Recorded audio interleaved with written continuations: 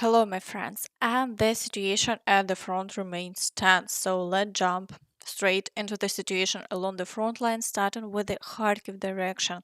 So here, the Russians have been unable to make any progress or reach the Ukrainian defense line.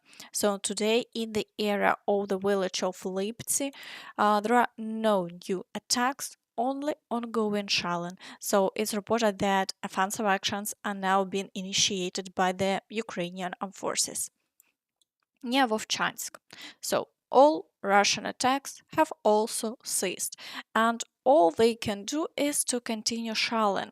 So they have had no success here. And yesterday, the Ukrainian armed forces successfully destroyed a large number of Russian supply depots and personnel with HIMARS strikes. And now there are no new offensive actions from the Russian side, and Russian military bloggers from the Kherson direction are reporting that the 76th Air Assault Division is being planned to redeployment from Kherson to the Kharkiv direction. So this seems almost comical. There are rumors that due to the counteroffensive by the Ukrainians on the Kharkiv direction, the 76th Air Assault Division is urgently being redeployed there. It seems that our army has only one reserve left, the 76th Air Assault Division, and it's been used to plug all the gaps in the defense. Let's hope these are just rumors, but if they aren't, then it's shame for the guys from the 76th. They'll be thrown into a mid-grinder to fix the commons failures in the severe group of forces. So overall, if this turns out to be true, it shows that the Russians are running low on reserves, and this is a good sign for the Kherson direction. So it might be possible to expand the bridgehead in Krinky even further. However, Zelensky said that Ukraine also has problems with reserves and aid from the US is slow, making it difficult to form new brigades.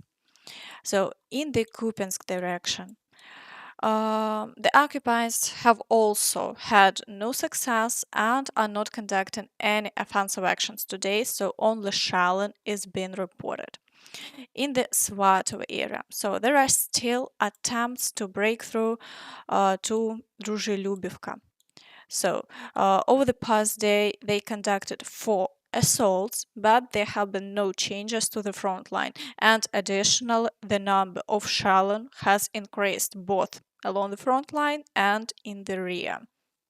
So in the Kreminna direction, attempts to continue to break through to the villages of Terne and Torske. So, despite months of fighting, the Russians have made no progress and they continue to strike both the front line and rear areas around Liman, so where the situation remains very difficult. So, it's clear that the Russians are trying to level the territory they plan to advance on, with Liman being a primary target. So, however, there have been no changes to the front line today. So, in the Siversk direction, the occupiers continue their attacks in the Rozdolivka area and are attempting to advance with several groups around Vyimka. So, additionally, all attacks are accompanied by heavy shelling. So, over the past day, they conducted 10 assaults, but achieved no success. So, therefore, the front line remains unchanged in the Chasiv Yar direction. So the occupiers conducted 4 assaults over the past day and supported by aviation. So the main attack direction remain Klishiyivka and Novy microdistrict. So, however, they haven't achieved any new successes and the front line remains unchanged. So, the cost of maintaining the defense is extremely difficult to explain. So, um, to provide some insights into how challenging it's to move along the roads of Chasiv Yar, the Ukrainian forces have shown a video of an armored vehicle breaking through to their positions for evacuation and supply delivery. So while I can't show the full video due to YouTube rules, you can see on the screen how difficult it's for the equipment to move under fire. So the chances of reaching the destination are minimal, but the Ukrainian forces take the risk, and this is how the city defenses continue.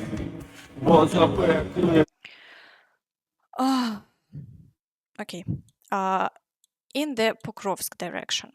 So the occupiers conducted 23 assaults, and this area remains the most active. And unfortunately, there are some bad news. So the occupiers are breaking through to Zelene Pole. So although it's not marked on the map, it appears they are moving from Arkhangelsk towards the village of Tarasivka. So thus, the fighting is happening about 5 kilometers from the village, and intense battles for Novo-Alexandrivka continue, with several groups assaulting the village of Sokil simultaneously, and attacks are also ongoing in Yevgenivka, Novoselivka Persha, Yasnobrodivka, and also Nevelske. So the situation remains extremely difficult, but the Ukrainian forces are doing everything possible to hold the defense. And as of today, there have been no new changes to the front line. In the direction of Kurakhove, so the occupiers conducted 10 assaults over the past day, and the main battles are recorded in Krasnohorivka, Nia Georgievka, and there are continued attempts to break through to the village of Kostiantynivka, so with renewed attacks on Paraskovievka. So, however, despite the high level of activity, there have been no changes to the front line so far. In the Vuhledar direction, so attempts to break through closer to the village of Vadiane continue, and additional there is a significant amount of shelling in the Staromayorsky area, with periodic assaults on the village. So over the past day, no changes have been recorded. In the Zaporizhia direction. So the occupiers periodically attempt to break through in the fields near Robotine, and there are also ongoing efforts to advance closer to Novoandriivka. So, but there have been no changes over the past day. And in the Kherson direction. So the General Staff reports assaults on the village of Kreminna. Although Russian war correspondents claim no new attacks were conducted and only occasional shelling continues, and late last night it appears that the Ukrainian forces targeted Malakhovka on the left bank, but details are scarce. However, Russian correspondents describe the situation differently. So on the Kherson front, today our forces didn't storm the notorious village of Kreminna or attempt to take control of the islands in the Dnipro Delta. For the third week in a row, our active operations in the Kherson direction have ceased on weekends.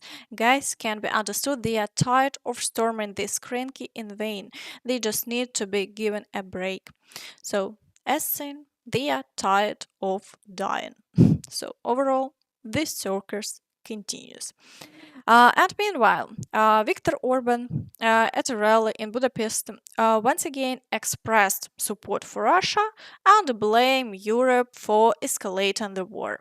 Mondta öntik ránk, hogy euró 100 milliárdok Ukrajnának, nukleáris fegyverek telepítése Európa közepére, fiaink besorozása egy idegen hadseregbe, ukrajnai NATO misszió, európai katonai egységek Ukrajnába. Barátaim, úgy látszik, a háborúpárti vonaton nincsen fék, és megőrült a masinista.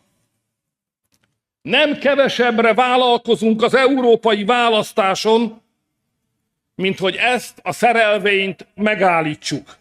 Meg kell húzni a vészféket, hogy legalább aki akar, leszállhasson és kimaradjon a háborúból. A magyar kormány tudja, hogy kell ezt csinálni. Tudjuk, hogyan kell a végzetes dolgokból kimaradni. So, we also know remove Putin and the war in the world will stop. And that's all from me. So please don't forget to like this video, subscribe to the channel, and of course hit the notification bell to stay updated on all the latest news. Thank you for watching and see you next time. Bye bye.